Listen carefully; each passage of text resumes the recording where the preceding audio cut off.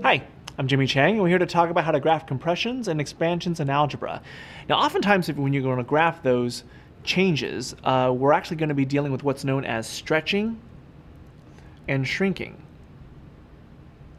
Now, there's actually a couple of ways that graphs can stretch and shrink, and one is vertically stretch and shrinking, and the other one is horizontally stretch and shrinking. Now, it all depends on where the placement of the scalar c comes in. So let's talk about vertical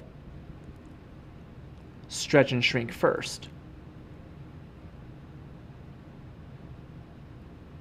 Now, when you're dealing with stretching and shrinking vertically, it involves taking the scalar c and multiplying it by the function f of x. Now keep in mind here that f of x and the variable y are interchangeable. So what ends up happening here is you're multiplying this number by the y coordinate. Now, depending on what the number is, the graph will end up either shrinking or stretching. So if you're multiplying by a number that's bigger than 1, you're talking about vertically stretching, which means growing more vertically.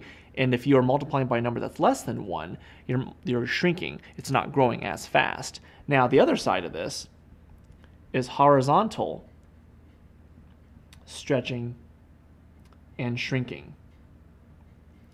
And in this particular scenario, you're talking about the situation where the scalar c is multiplied with the x coordinate here. Now, even though c is multiplied with the x coordinates actually behave in an opposite way than what you might expect. As a matter of fact, to determine horizontally stretch or shrink, you actually have to divide by the given x coordinates in the particular table to determine horizontal stretch and shrink. So the y coordinates are pretty consistent behavior, but the x coordinates, you actually have to go the opposite operation by division to figure out if it's stretching or shrinking. But those are the most common words associated with compression and growth otherwise. So I'm Jimmy Chang, and that's how to graph compression in algebra.